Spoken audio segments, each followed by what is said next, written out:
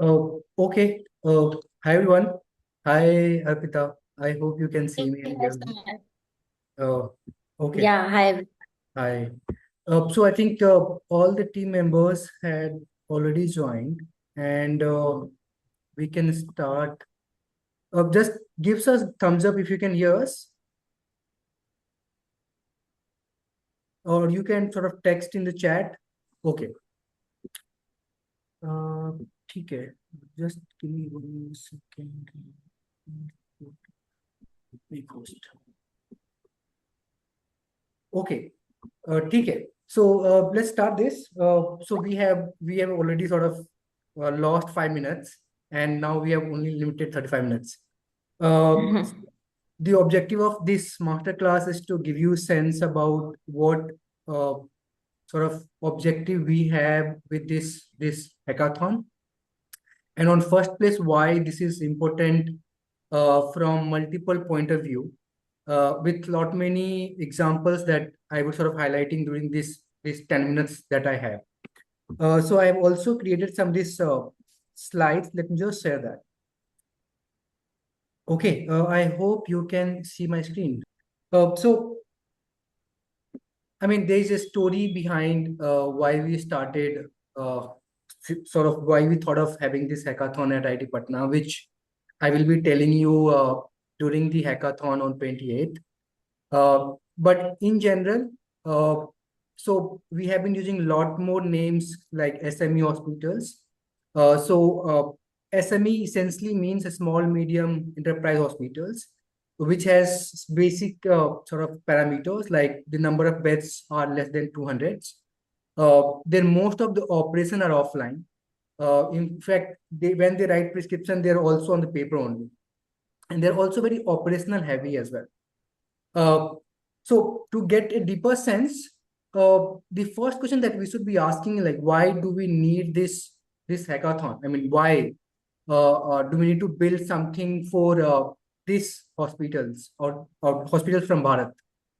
Uh, and I can tell you from our perspective, because we have sort of been in Patna building for this consumer base and this provider or facilities from this side.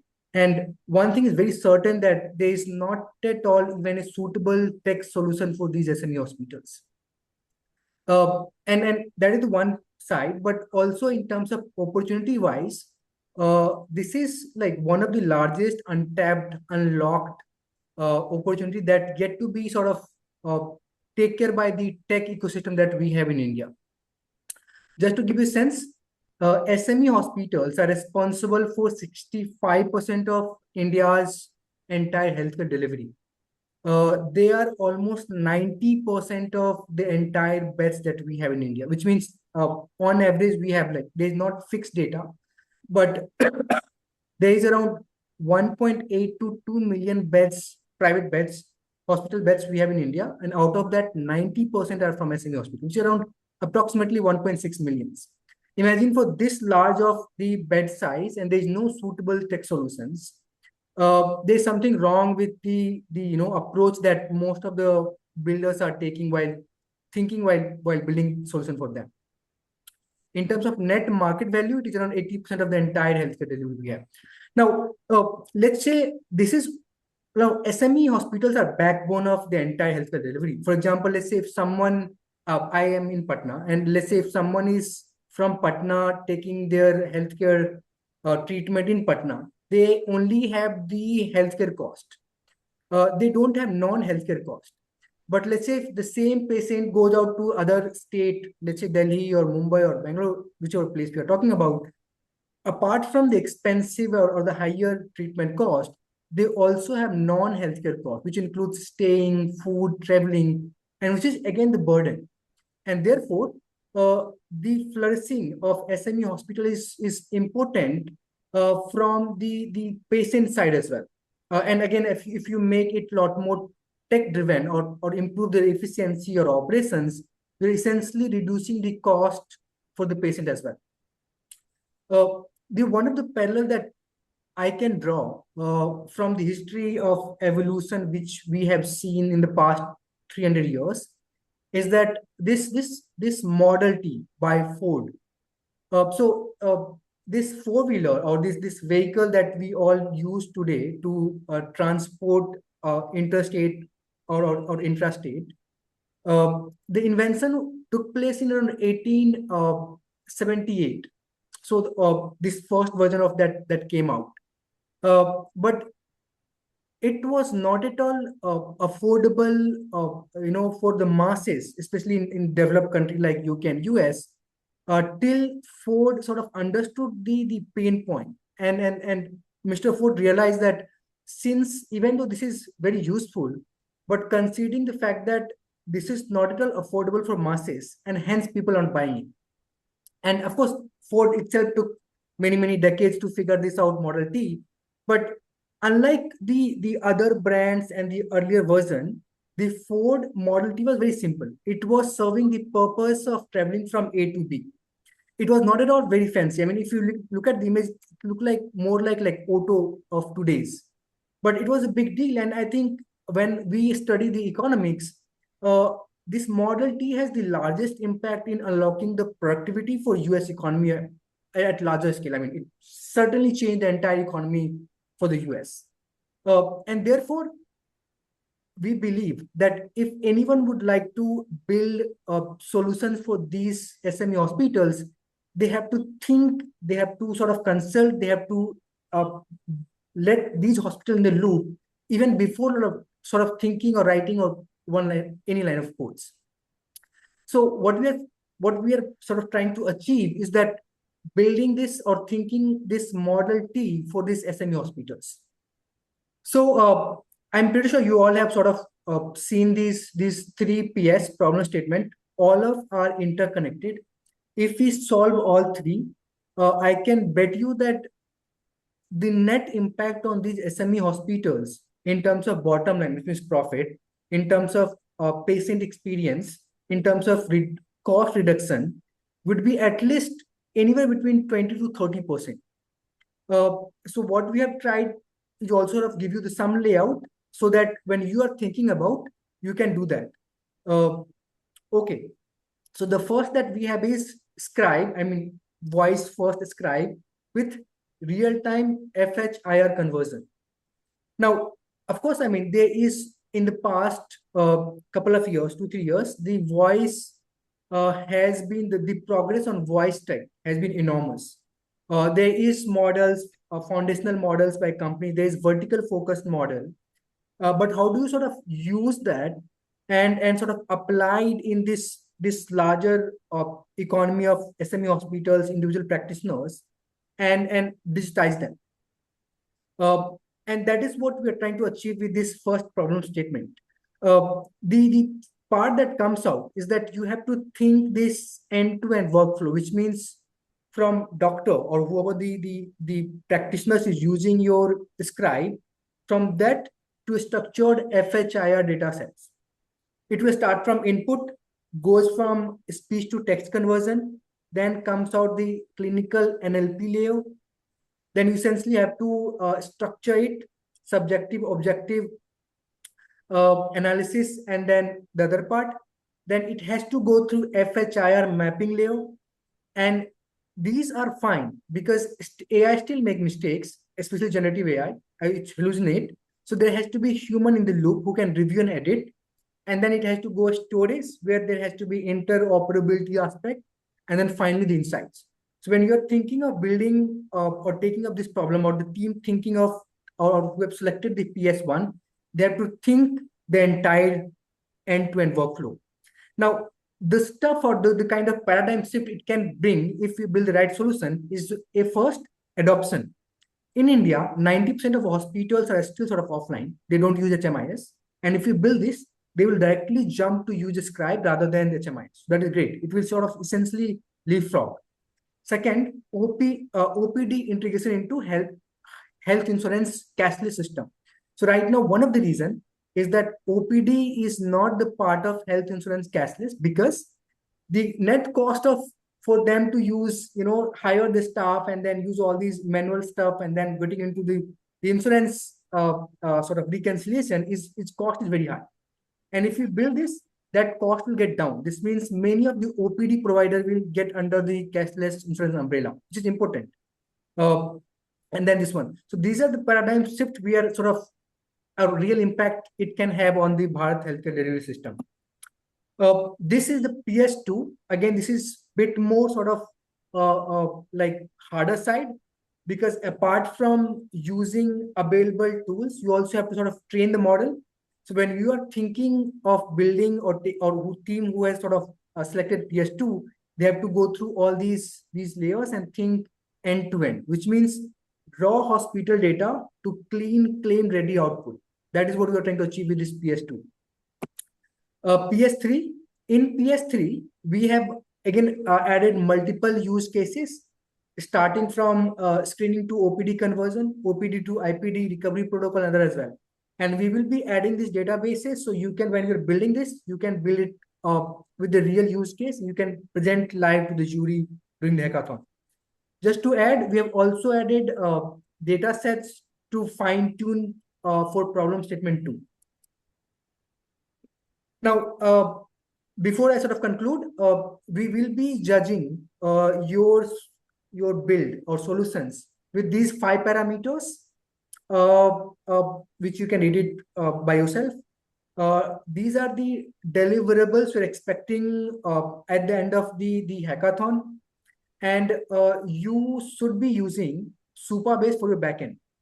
Rest is up to you, which kind of technology you want to use, which kind of foundation you want to use to train your model, the APIs, etc., etc. But for backend, you have to use Supabase, and detailed instruction of how you should be approaching that will be shared just before the hackathon. So these were the things from my side. I think I have already sort of crossed my time. So I will sort of invite Arpita, Dr. Arpita, who is the founder of one of the largest healthcare consultancy company. Let me just add her as sorry as a host, so she can do that. Dr. Arpita, now you are the host, so you can go ahead and sort of present and do that. Yeah. Sure. Give me a second. I'll share my screen. Okay. Hi, everyone. Firstly, thank you so much for the invite, Suman. And maybe I can just give a brief about myself before starting for you guys. So I am Dr. Arpita. I did medicine from India, and I did MPH from US, and I'm currently a founder and senior consultant at Nivira Health. And other than that, I'm also a product manager at one of the healthcare company where we build B2B solutions for majorly for health payers in the US.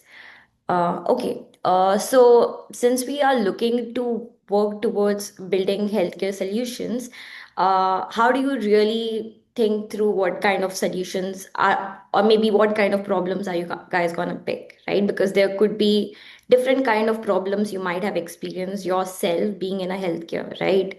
So it could be like a hospital setting you might have gone through where you have seen an operational issue, or maybe you might have gone through not being able to connect to a doctor while you are in a remote area, right? So there could be a lot of problem statements that might come across in front of you. So how would you know what kind of problems to pick, and how do you think through a particular solution, right? So in that case, we are going to look at different areas here. Okay. Okay, so just to solve that particular part, we are going to cover all these 6 areas here. Firstly, deep diving into what is the infrastructure layer in the big data and healthcare, where we would be understanding more into why we want to look into the India market. And after that, we are gonna go deep dive into the technical side of it, understanding more on the fire side, the fire layer that you guys are looking to work through the 3 problem statements that Suman mentioned. And later on, we are gonna bring the clinical NLP side and get into understanding how NLP could be used to like structure the fire resources. And in the last, we're gonna use one of the use case to further talk through that. So, as we mentioned, that there could be different problems and maybe a lot of different solutions for a particular problem, right? So, to solve that particular problem and to even pick as a builder, but firstly, you need to like understand the market. Which market are you looking at, right? There could be very different kind of clarifying questions you need to figure out to identify what could be the high impact problem, because you can't solve all of them, right? And other than that, you also need to understand the health economics of it. By that, I mean you have to figure out what could be the demand of that particular problem, and also what is the supply currently in the market that you have selected. So let me give an example to it. So maybe you try to like for let's pick one of the example like AI scribe that Suman mentioned, right?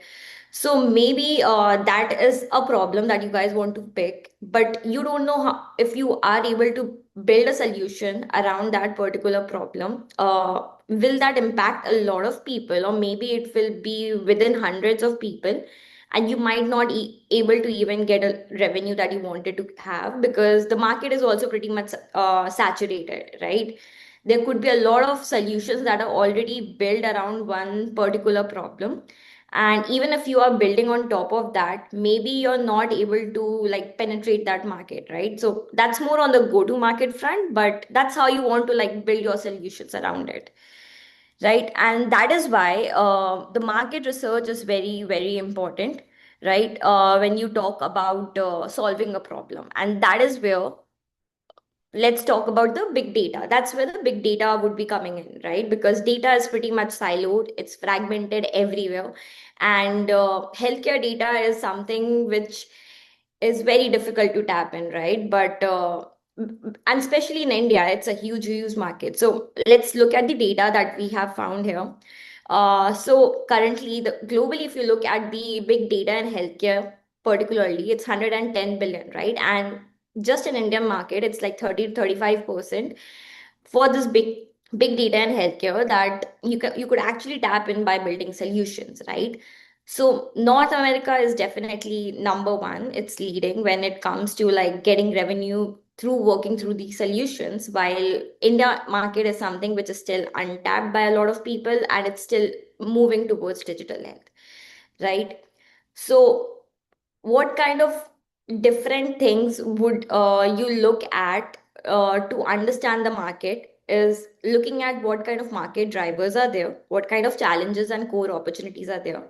So I'm not going to go into depth of this, but this was something I wanted you guys to do as a way to understand how your solution would create an impact on the market that you have selected. So maybe you could start with different understanding of what kind of market driver would be there. For example, as we mentioned, there are a lot of unstructured data. It could be semi-structured as well, right? We will go into detail after some slides here. So maybe through that you could understand there's also a lot of shift in how customized you want the treatment to be, or maybe there are a lot of operational gaps that we mentioned. Based on the challenges, one of the biggest challenge is the privacy and the security. So like HIPAA does play a big role here.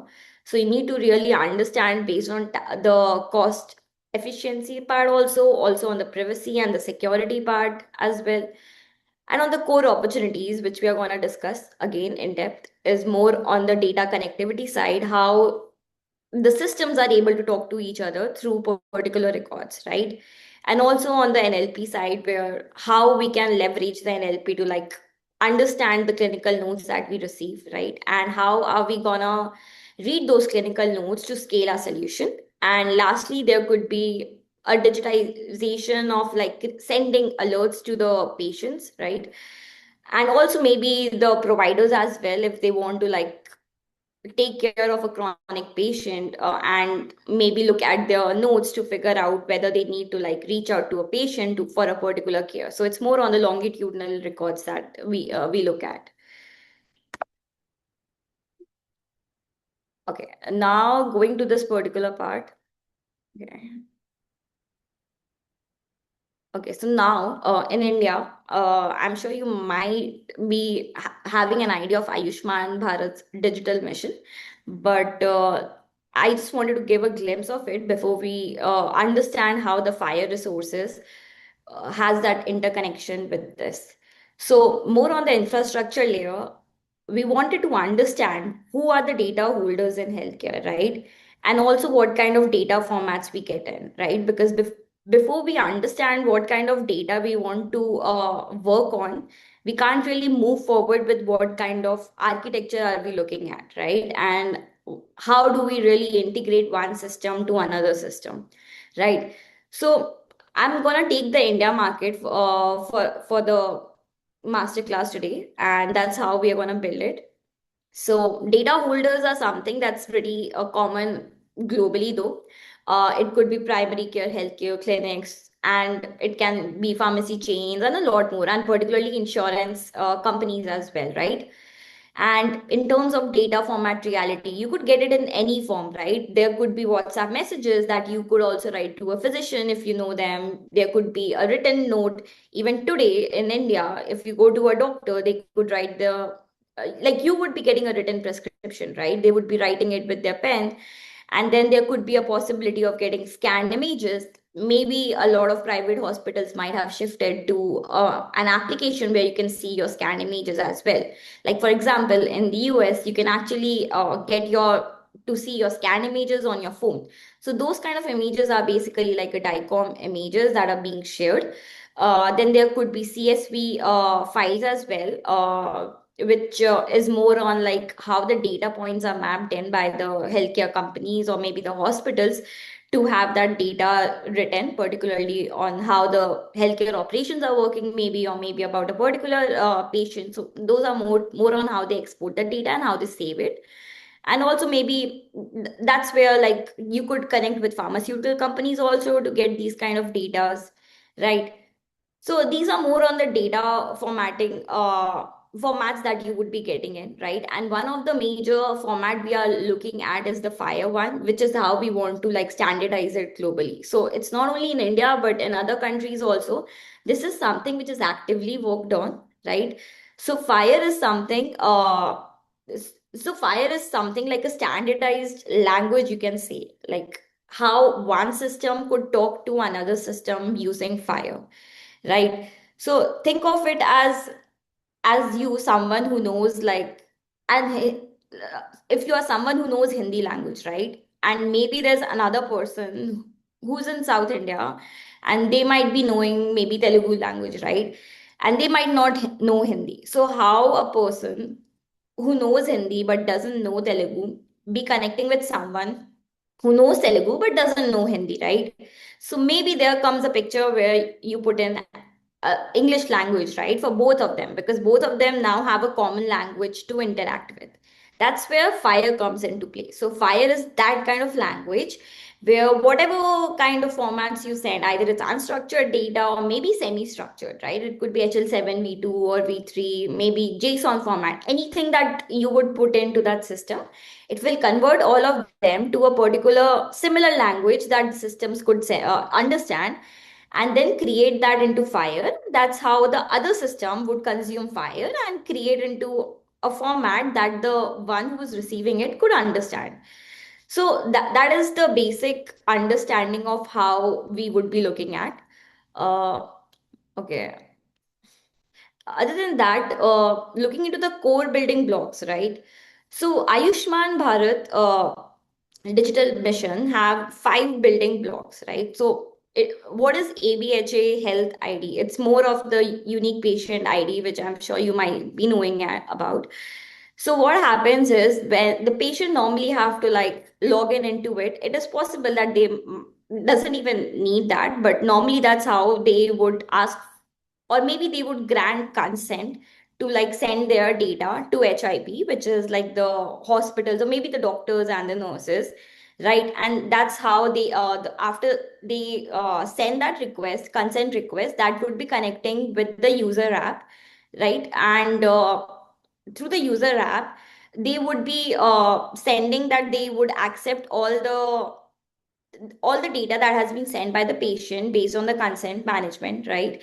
And through that, everything would be coming into the personal health record application, which is like a unified storage area where all the information about the patient would be stored in. So maybe it's more on this architecture that you look at, right? The patient would be asking for the request, and then they would be granting the consent by a consent manager. They would be granting the request, and then that would be going in through an encryption where the fire bundle is created, and also that the data would flow to the HIU. Again, that's an encrypted form, right? So that's one of the basic area that we wanted to look at.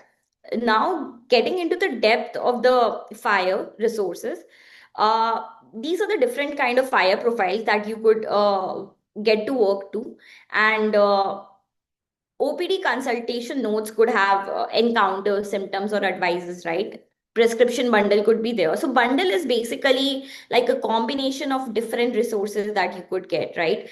Or like for example, there could be dosage format, there could be route, or maybe there could be frequency. All of them coming together and sent, then they are called as bundle, right? So that's how the prescription bundle comes into play as like a fire resource. Then there's a diagnostic report bundle and a lot more which you can find on the fire official website, right?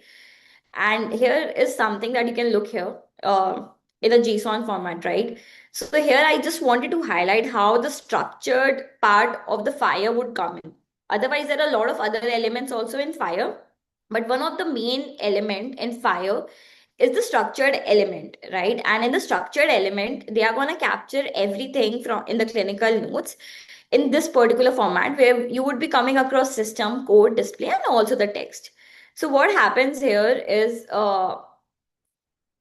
you would be getting a clinical text where a patient would be telling you that they have taken amoxicillin, but they have got an allergy because of this, and maybe they would be writing an adverse effect because they have taken amoxicillin, right? So that particular word would be picked by your AI solution that you have built, and they would map the amoxicillin to the particular SNOMED code, which is this particular code that you see, right?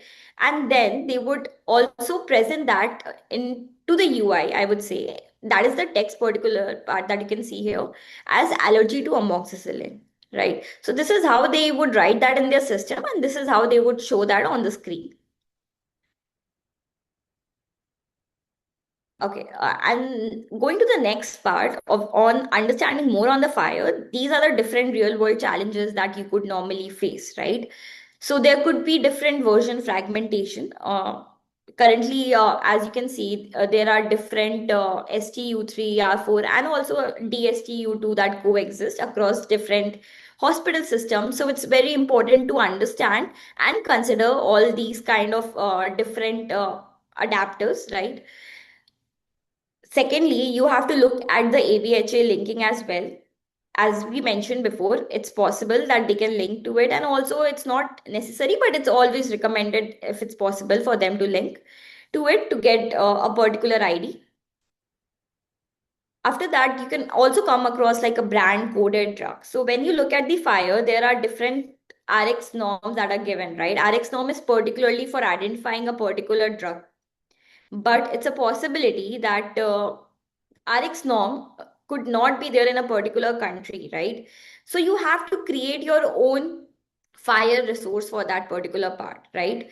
So there are different brand names like Crocin is there for paracetamol, right? Paracetamol is something that could be mapped to RX norm, right? But because that's used globally, but maybe if you talk about Crocin, it's not used in the US, it's not used in other country, right? And those kind of names could also come in clinical notes. So that's where you wanted to have something which can map to the local brand also. So you need to understand how would you like build the mapping layer. Other than that, one of the most important thing is the regulatory part, because you can't really miss this particular part, right? DP Act 2023. So you need to understand how would you honor the consent that you are taking from the patient, right? And also you should understand like how they can really like, is there a way for them to like remove that consent in less than 24 hours? Because that's something that this compliance talk about. So maybe you can go into depth and understand more on that. And then lastly, there is OAuth complexity that would come into play. just because of the privacy and the security that healthcare industry needs while handling the data part. Now, let's look into a particular area that we talked about recently. These kind of notes would be something that you would be receiving. I would say, like, the doctors write in such particular manners when they are talking either through WhatsApp or maybe text or maybe even in the prescriptions, right? So these are different ways of writing a particular part of the section in the clinical notes, and these kind of data are something that you would be seeing when you would be working on your solutions, right? So the first one is more on the code notation, which is like maybe tedious, which means like 3 times paracetamol to be given, or I am stat, right? So maybe your code might not be able to understand, but how would you train your data to understand these kind of things, right? Or maybe there could be like an English kind of word, which is like chest pain with like ghabrahat, right? Which is an Hindi word with plus and plus, which means like which is talking about intensity. So you need to train all of these on that. And also like an heavy abbreviation, which is like C upon O, is more of telling you that it's more on the complaint that they have come with, right? So these kind of things that you have to train your model on. So here we have come across the NLP pipeline on how you would be sending your, let's say, the PDF, right? So you have to have an OCR machine to work through that, where you can ingest any kind of formats that you are getting. The more the better, and also do a spell check on that and normalize it after ingestion. After that, what you would be doing is creating or maybe understanding the language that they have come in, right? So maybe you can figure out what kind of sections are there in a clinical header, like objective or maybe a subjective header, or maybe there are different, like normally the physicians would be writing in a particular format, I would say, like for example, what are the chief complaint, history of present illness, or maybe you could look into the social history, past history. So these kind of sections you have to divide that into, and then run your clinical NER based on that by identifying the medicine symptoms or different areas we were looking at. And then you could understand what kind of like whether they are like negating those kind of medicines or the symptoms that they have got through. Maybe they have not taken that medicine, so that would go towards a negation part. But if they see is no history of diabetes, again that would be on the negative part. And then map all of these to like SNOMED, LOINC, or ICD code. ICD code is one of the most important codes when you talk about the diagnostic coding, right? And that is something that's being used for the claim processes as well. It was also one of the thing that you saw in the problem statement, so it would be very much helpful for you guys.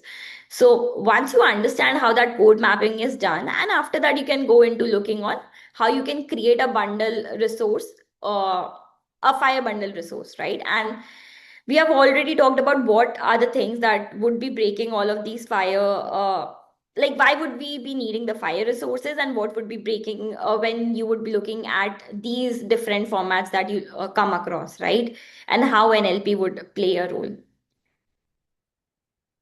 Okay, and now looking at this particular part, this is one of the use cases that I wanted to discuss through. Okay, just to And add, since this call is on a free Zoom, so it will get oh, disconnected automatically. So what we can okay. do, once it get disconnected, we will schedule new and we'll share the link with the participant. I hope that will work. So yeah, I mean, just heads up that if it get disconnected, remember we will be sort of scheduling it again. Yeah. There is a voice AI engine again. You can use like an LLM of GPT, or maybe ASR or TDS for that. And then to work through the workflow logic, you can understand what kind of intent or maybe the intensity of the problem, and what is the intent of taking that particular medication when we were talking about a medication adherence, right?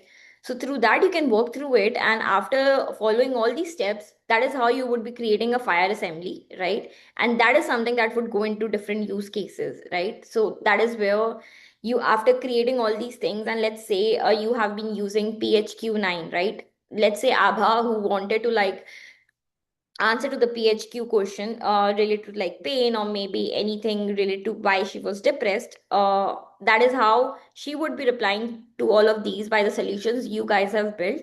right? And that will create a questionnaire response whether she says yes or no to a particular problem, and it will map it down to this. And after that, that is something that will alert doctor in the fire format that they have got through, and it would be updated in a way that that is readable by these doctors, right? So technically this is sending the fire assembly, and the doctor is also receiving the fire assembly, but that is getting changed into a way that is user friendly and readable by doctors, right? So there are different applications I can suggest you guys that you guys can go through. Like for fire, you can use Happy Fire, which is pretty much open source. For JSON also, you have different open tools to use and check whether your JSON is valid or not for the fire. And yeah, and also other than that, Claude, GPT tools, or maybe Perplexity. All of these are great tools to work through to figure out how scalable your solution could be, how you can access a particular market, whether that solution would work locally also if you're looking at a particular state. Uh, so these are all the ways we can look through. So that is all I had to share for today. Thank you, everyone. Yeah, back to you, Awesome. Sumit. Thank you, Dr. Arpita. So if and I can tell you that even though I'm a developer, but I do have never thought of like that depth because of having access with all these tools. You essentially go out and sort of structure this and then get it done. So thank you so much for that. Uh, there are like I can see participants. If you have any questions, you can unmute yourself, ask from Arpita or me. We will try to answer. This session, we have recorded this session, so this will be also shared with you shortly after this masterclass. Uh, okay. Anyone has any question?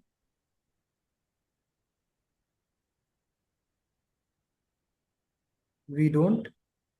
That's fine. Uh, if you don't, then let's conclude this masterclass. Uh, Okay. Good evening, sir. Am I audible? We can hear you. Yes. Okay. First of all, good evening, to you and ma'am as well. Evening. I am from NIT Patna, and my question was, in PS1, what do you mean by when you say we have to convert in a real time? That real time, does it imply going to a website, opening a app, or it should be ambient AI scribe similar to Google Assistant? I was just confused in this. Arpita, would you like to answer this? Okay. Maybe you, yeah. ठीक I'm है. a little out of time, Suman, so Okay. Wait. So what do you mean by real time is essentially because patient and doctor both are consulting in real time. So when you're using, like, let's say, any assistant, that is different. You speak and then you get the response. But when you're saying real time, it has to be sort of recording and converting in real time. So it's not. So once you record it, then the next step would be sort of conversion, which is you are going to use another workflow part. Let me just explain this with this slide that I have used. Just give me 1 second. Let me just share this. So when we say real time, it's essentially the input that you are sort of capturing while the patient and doctor are consulting, or the sort of in the process of consultation. It has to capture real time. It's not assistant. There is no sort of response coming from that input. Uh, Once you capture that input, then of course you have to convert that speech into text. So that real time essentially means every conversation, that is every words that is being spoken between the doctor and patient. I hope I am clear. Yes, sir, you are very clear, and thank you for that. But the main concern of mine was whether we have to build a website or a app, and doctor needs to log in into that, or do we have to make an ambient app that just launches itself, similar to Google Assistant. When we say hey Google, we need not open any Google app. We just say hey Google and it automatically listens to us. Do we need to make Right. something like this, or an app? Right. So well, I mean, it's not for consumers. It's for technically the business, which means if you look at these key stakeholders, uh, it is like GP, junior doctors or individual practitioners or nurse. So it should not be like the way you're saying, like, hey Google or whatever that is. A doctor has to enter the details based on their ID or their name, or their department, whatever that is. And once you do that, again, there will be another database of the each doctors. If that is inside the hospital, there has to be database of that as well. And once they enter the detail, then the next step comes out. So it's not the consumer-based product that you're thinking of. It's a B2B. So you have to think from that workflow or that workflow as well. Would you like to add something? I mean, if I'm not sort of very accurate. Yeah, yeah, yeah, so I can add here, Ratnesh. I would say that when you're creating solutions, there are always regulations to healthcare data, right?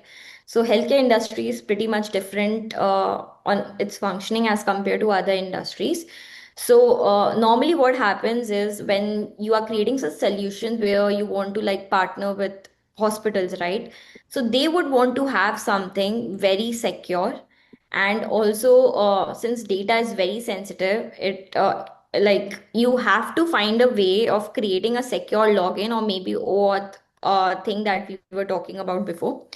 Through that you can also have an HIPAA compliance, and also you need to have that particular consent from the patient when you are looking to sharing all these kind of things on the hospital side, I would say. But when you look at the patient side, again, there have been some applications currently, like how through WhatsApp doctors are sharing whatever they think based on the diagnosis that they're getting or the treatments, but it's not a very secure way a lot of times. So there have been some applications that have come in India market who have built these solutions where patients can talk through the application in a much more secure way, which also creates a trust factor with the consumers and the patients who are using.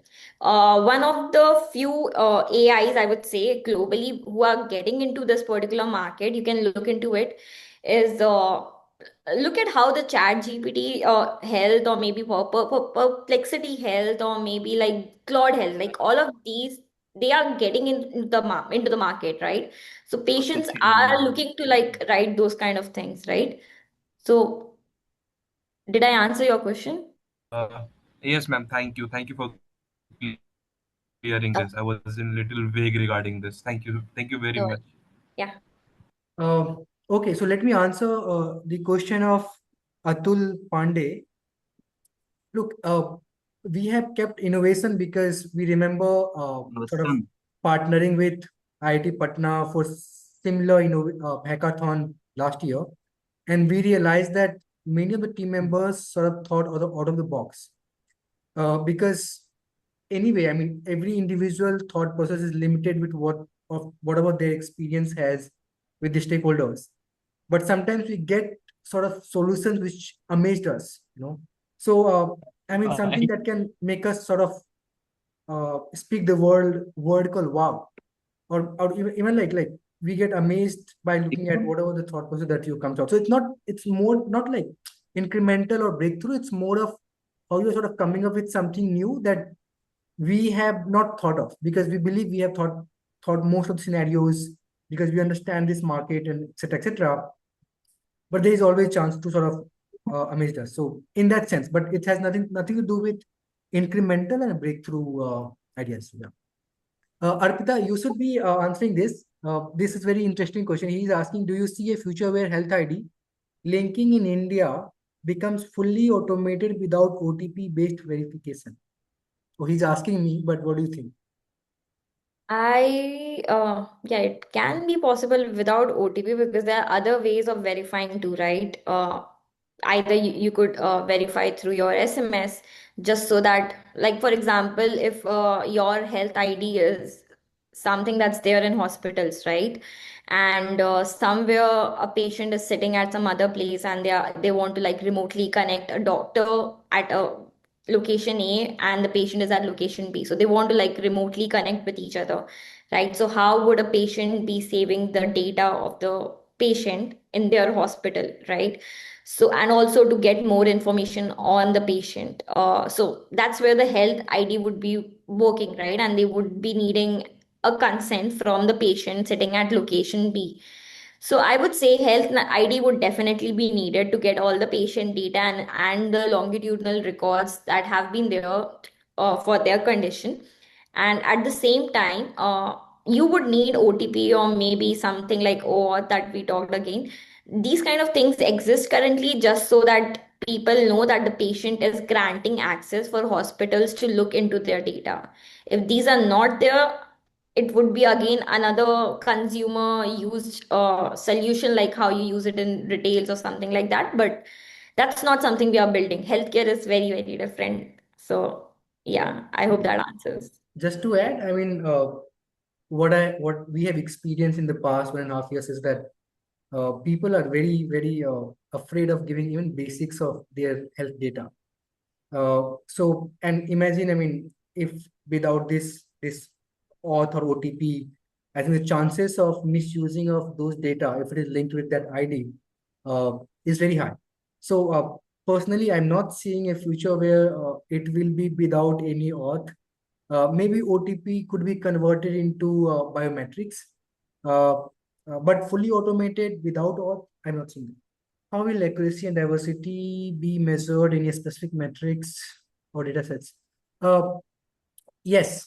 So we will have sort of mentors, judge and jury during the hackathon. They will be from industries.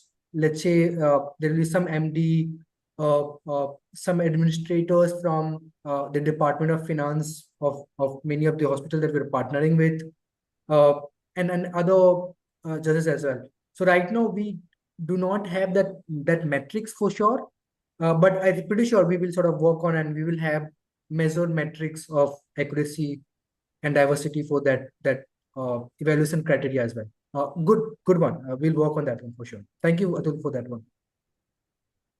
To address brand coded drug inconsistency in India, brand coded, sorry, would a centralized mapping system be more effective than a decentralized approach?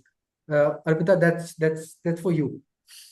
Could you repeat the question, Suman? Yes. I just heard the last part. To address brand coded drug inconsistency in India, would a centralized mapping system be more effective than a decentralized approach? Okay. So I would say centralized approach is definitely useful if you think using codes for the country versus scaling the solution globally.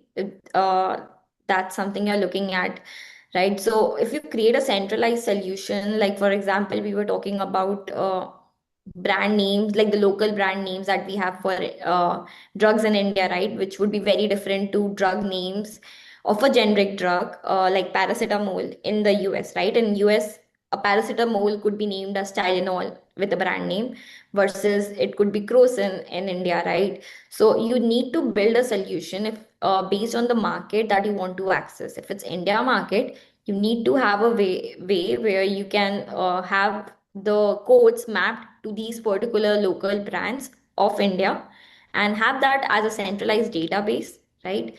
Because that's when it would be a little difficult for you to like centralize it globally. That's something that you can't do. So that's where you have to think through that. Okay.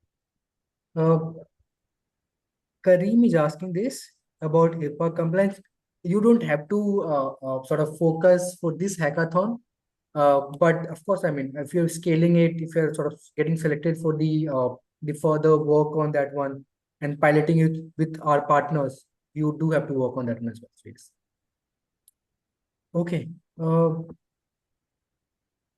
ठीक है. I think Tarun, I answered your question, no, about the future of your health ID. I think I have answered that. Okay. Again, I don't think there is any more questions. Okay, there is one more question. Can we integrate other tools along with Supabase or strictly only Supabase? Okay, so we have not shared the complete guidelines, but what we are sort of approaching is that we will be giving you separate email IDs under which you have to create the Superbase account. You can integrate, you can. But we will give you the final answer maybe by tomorrow, second half. Uh, we'll look into that one because we really would like to make sure that the team who are building it, can these build solution get sort of piloted inside hospitals just the end of the week or the next week. And for that, we have to make sure that sort of we understand the backend and how the data flow inside the entire workflow. So we'll answer that. Okay. For one pager, I mean, I think we will email you those details. Don't worry. Focus on that one. Okay. So Arpita, this is for you. In real world deployments at scale, what is the most underestimated design decision in healthcare interoperability that later becomes the biggest bottleneck? Okay.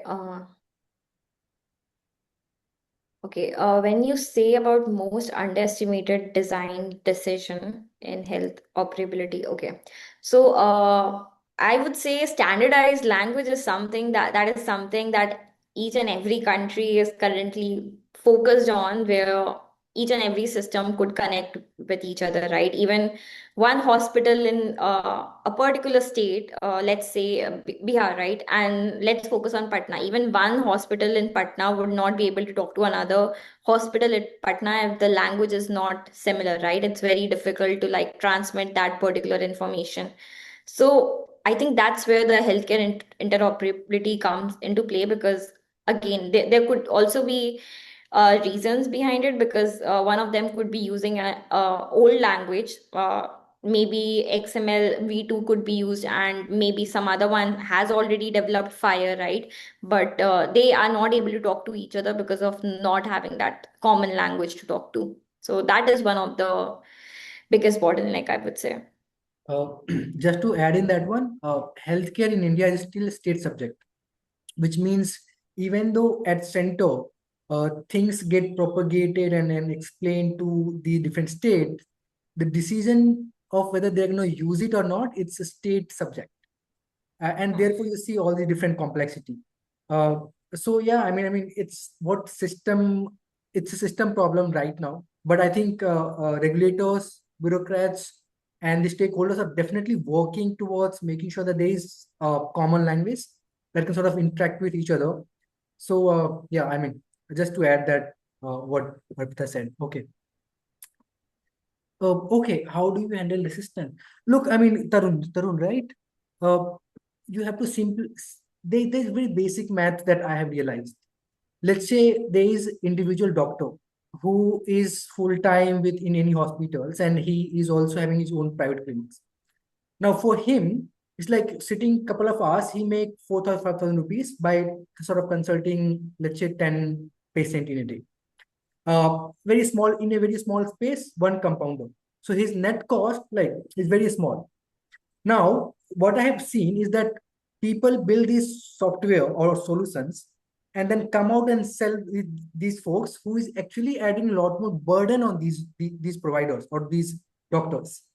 So the math is very simple. I mean, if something is not reducing, they are not focusing on reducing time for sure. If something is not improving their net revenue, they're not going to use it.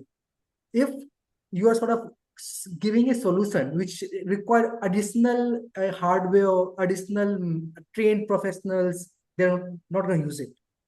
So I wouldn't say it's like resistant. I mean, it's more towards, of course, they are resistant because let's say if people don't want to sort of doctor don't want to get their online because they don't want to disclose their earnings as well, like extra earning. But I think what we have experienced is that I don't think that the solutions are built keeping them in mind yet. If you build it, I think people are going to pay you. So yeah, so it's your problem. It's not the doctor's problem. Okay. Okay, I answer that one. Do judges prioritize real world impact or okay? Dekho, I mean, what's name? Atul. Yeah, what we're trying to do is sort of build something that can have real world impact. And that real world impact comes out when you sort of go deep into the tech part. So for us, we will look into the both aspects. It's not like we're going to prioritize it. I mean, if you're going to, let's say, fine tune a model, using Grok with the database that we have uploaded, but then you sort of miss the entire part of workflow, and then it does not make sense for the end customers or user. I mean, we're not going to look into that solution for sure. So it's depend. I mean, it's very subjective right now.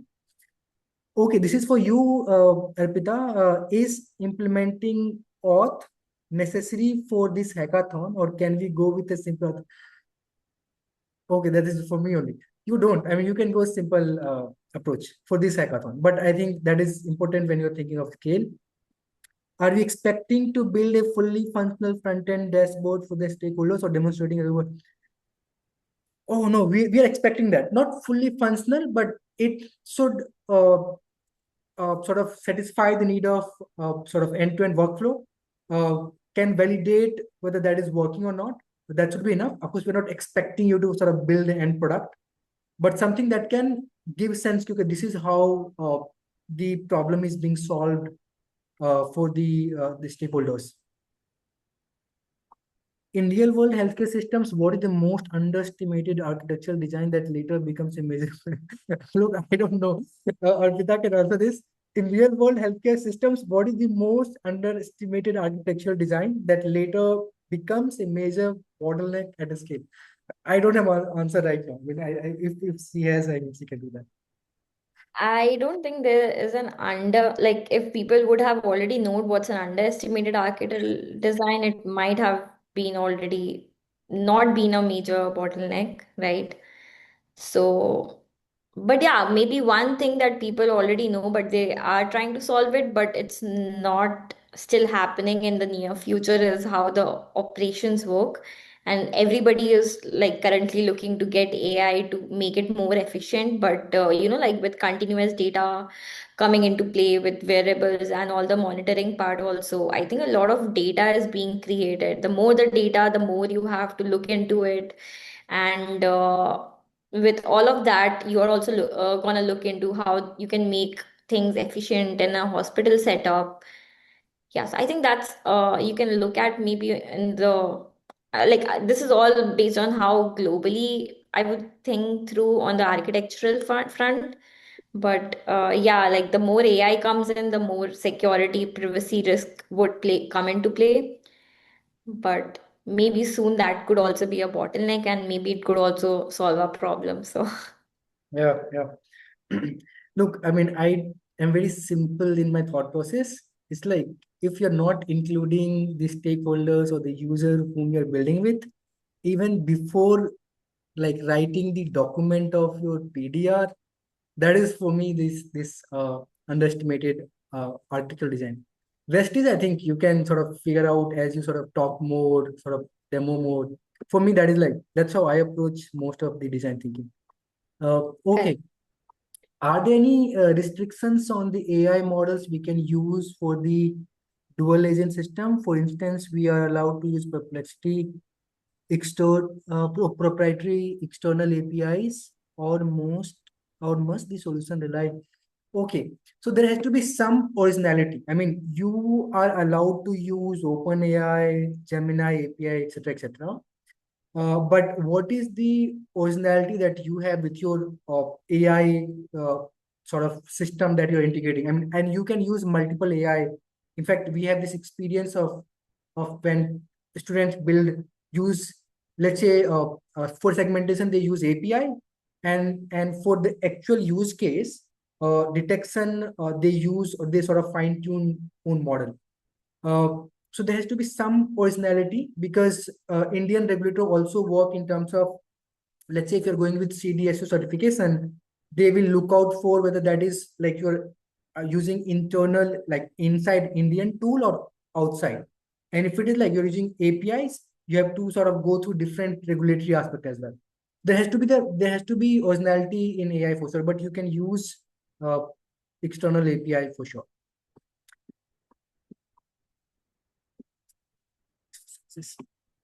Okay, so these things we will be answering, and I think there's lot already we are about to cross the time, but it would be better if we sort of email you the complete detail, Hannah, so that you could have all team member could have sense. Still offline in your experience, what is the biggest deal barrier cost? Oh, it's definitely poor product design, Atul. It's 100% poor product design. I have yet to come, even like one HMIS, which is like suitable for these SME hospitals. And then apart from this poor product design, it's like expensive for no reason because it is designed for these bigger hospitals. So the biggest barrier is a poor product design and expensive for no reason, you know. So yeah, strong here to ensure. Okay, so again, I mean, again, the way in case of user, we have this early adopter. In case of SME hospitals as well, not all hospitals will be sort of welcoming you when you're coming up with sort of new design or a tech solutions or AI-based solutions. But let's say if there is like 100 SME hospitals, you have to identify which are the 10 who are progressive, which means they are looking to sort of partner with tech companies or startups, or sort of writing that, hey, we need this solution, tech solutions to improve this one. For example, in even this hackathon is byproduct of the problem statement shared by the owner or the founder of the Mediversal Healthcare. So they actually shared this, that they face this problem. Which means if you're going to them with your solution, the chances are very high probability of, let's say, 99% that they will adopt it.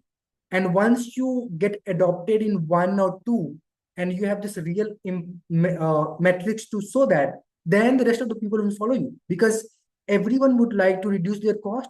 Everyone would like to sort of reduce their staff. Everyone would like to improve their profit or bottom line. So I think that would be what we have learned based on the insight that we have. But I think it's very subjective again. Things might change locality to locality as well. If we remove all technical constraints, what is the one core bottleneck in Bharat's healthcare system that we solve would not make sense? Okay. Affordability. I think, and I'm telling you, based on the experience that I have lived in Bangalore, I have lived in Chennai, I have interacted with all kinds of potential consumers that exist in India. I think if you can sort of use tools, technology to make it affordable and win their trust. I mean, I was missing the trust as well. If you somehow, with, of course, I mean, even after trust, you have to make it affordable. I can tell you that even many hospitals in Patna, just by virtue of owning their trust, they're charging higher compared to the other hospitals. And I see crowded hospitals or healthcare adoption. So you have to somehow bring the cost down. And the reason is, let's say if you're in Bangalore, the consumers care about saving their time. So this hospital, this very famous, not famous, like new hospital called Super Health. And their entire marketing line is that it's zero wait, which means you don't have to wait inside their hospitals.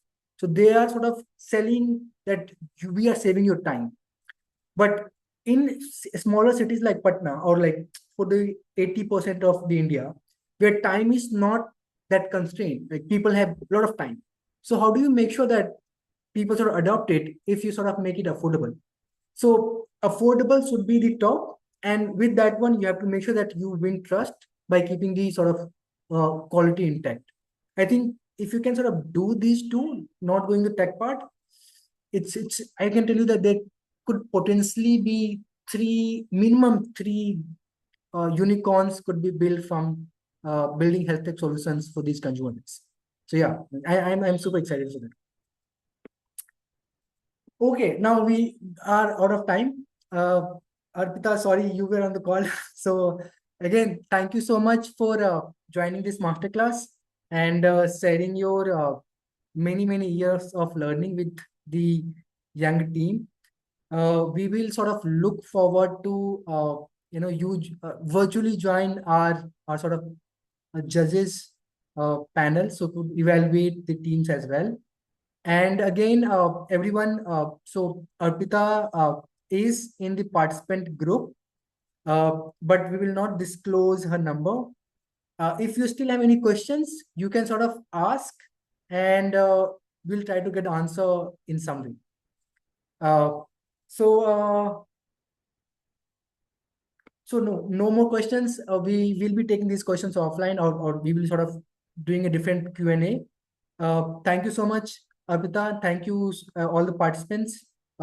See you during the hackathon. Thank you, Arpita. Thank you, everyone. Yeah, thank you.